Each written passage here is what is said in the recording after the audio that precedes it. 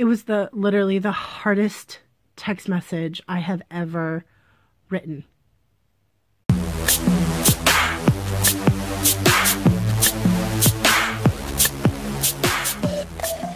Hey you guys, it's Ashley here from the Keto Saga. I just wanted to give you guys a quick update. I did end up going to therapy today. Some of you guys have been messaging me, asking me how I'm doing, and it's hard to say because today was actually a really hard day in therapy just because my therapist helped me to see some pretty difficult truths about myself. Well, two that are really worth mentioning, and they were hard for me to hear. So, a little bit of a backstory. If you guys are just joining my channel, that'll kind of go into this. About a year and a couple of months ago, I ended up losing one of my best friends, and I have been starting to go to therapy because the anxiety and the grief have really started impacting my sleep and my ability to not go to food to help my emotions. So in order to combat that, I have, like I said, started therapy, and also I began a 30-day keto challenge in two of my keto motivation groups. One keto motivation group and then my personal keto group for beginners. And it really kept me accountable. And so I decided to do a 365-day journey. I'll post the links for those down below. But I wanted to give you guys an update as far as how I'm doing in the emotional aspect of it. Not just the physical, but also the emotional aspect. Because when you're on a weight loss journey, your mental state has a lot to do with how successful you are. And I'm not the only one that suffers with anxiety or grief or pain or anything like that. So a little bit of the background story. One of the things that I'm struggling with is the fact that my friend that passed away was struggling with issues in her life. And she had never told me about it. So one of the hardest things that I had to do was do what my therapist called the open chair. The open chair is when you imagine someone that had passed away sitting in a chair next to you or sitting on the bed next to you or whatever. And you imagine that they're sitting right in front of you and you can say whatever you want to them.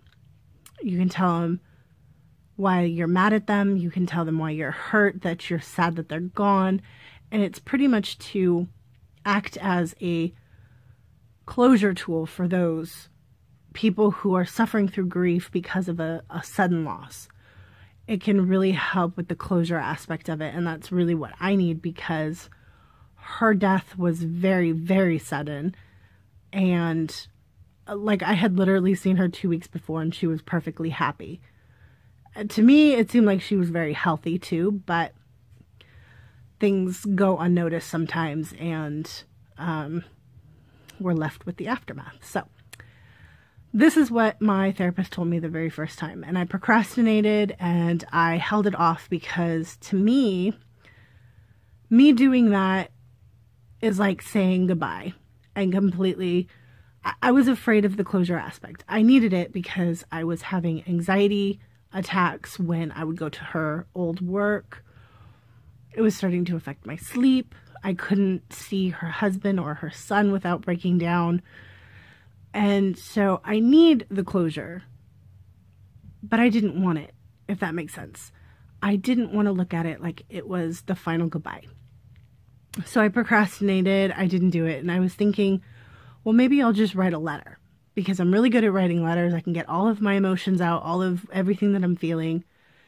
And then came time for me to make the decision, how am I going to do it? Because if she was buried, I could go to her grave and I could bring her the letter and read the letter there. I could leave it on her grave. I could give it to her husband. But what if she was cremated? What do I do? So I had to text her husband, and it was literally the hardest text message I have ever written. And it was very difficult for me to send. I sent it, and immediately I started getting anxiety. Her husband didn't reply to me that day. I sent the text message at, I think it was 3:00. Her husband didn't text me back that entire day, and I was so afraid that I had offended him. The next day he did text me back and was telling me about his struggles and how he hadn't been able to reach out to anybody, and that he was hiding. He was basically hiding from everybody, and he's really, really struggling. Long story short, we talked for a while, but she was in fact cremated.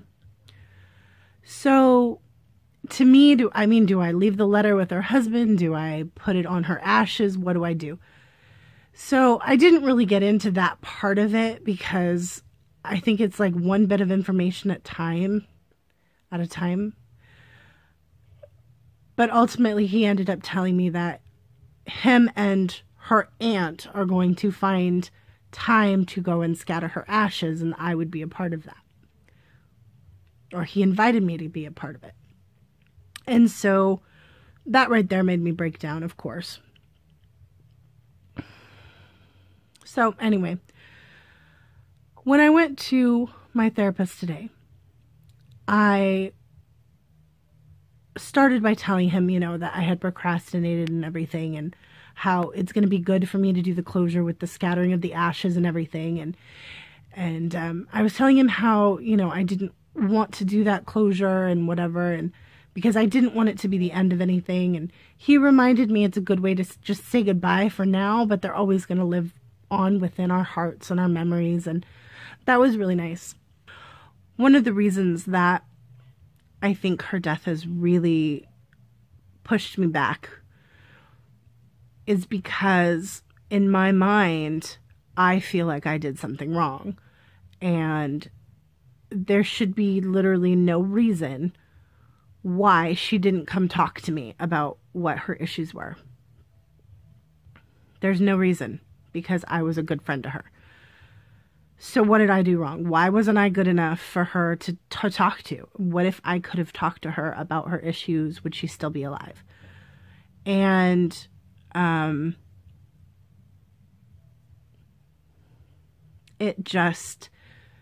it really affects me, because whenever somebody does something that pushes me aside in some way, that's what my mind automatically goes back to, because that is what has happened almost my entire life, from people besides my family, of course. But I've had people just push me aside for the strangest reasons. But why does my mind go there?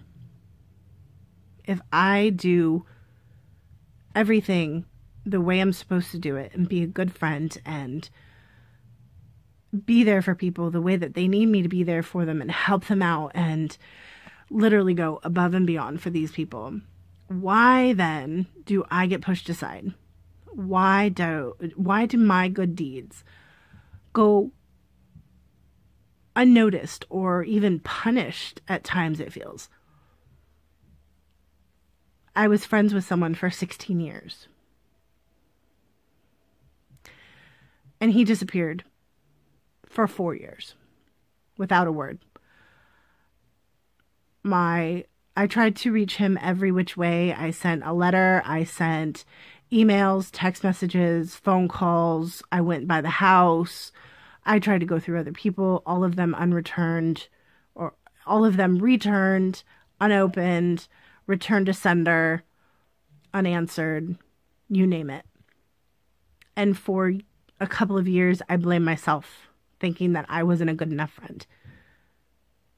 It took me a while to figure out that it wasn't actually me, that he was going through something that he didn't want to make me a part of.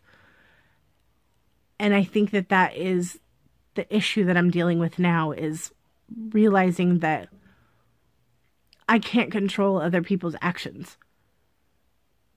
I can't control the decisions that my friend made that led to her passing.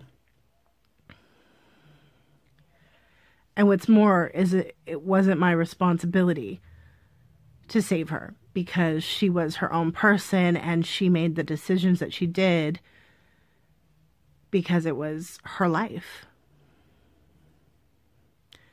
So that right there was a really big truth for me, is that I can't be responsible. It's not up to me to save people. People don't need me to save them.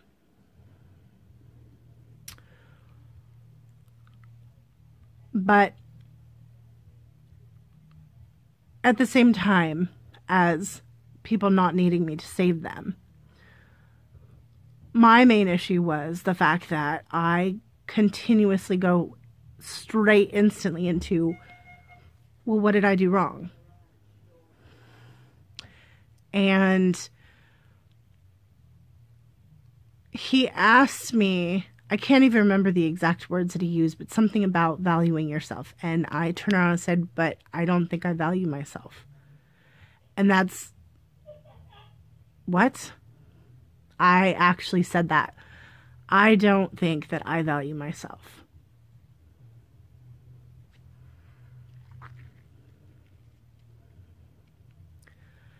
And that hurt, to hear myself say that out loud, to realize that I don't put value on myself. That's a really, really hard truth. And it just makes me wonder how long I've been doing that. It's no wonder that I turned to food.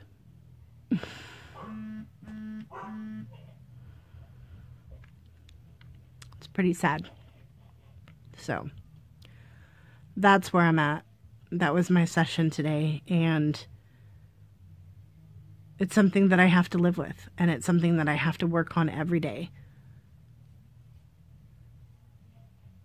How many of us go around, but busting our ass for other people, getting no appreciation whatsoever, feeling like we just aren't good enough? We end up devaluing ourselves, when in fact, we can't control what other people do. It's just, we can control ourselves.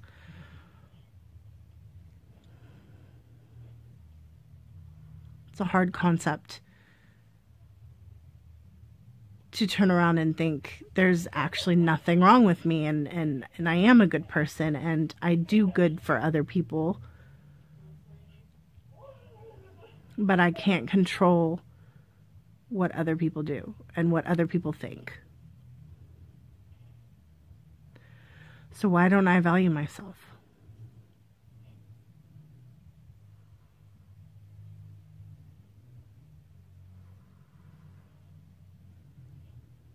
I guess we'll find out. Thanks for watching.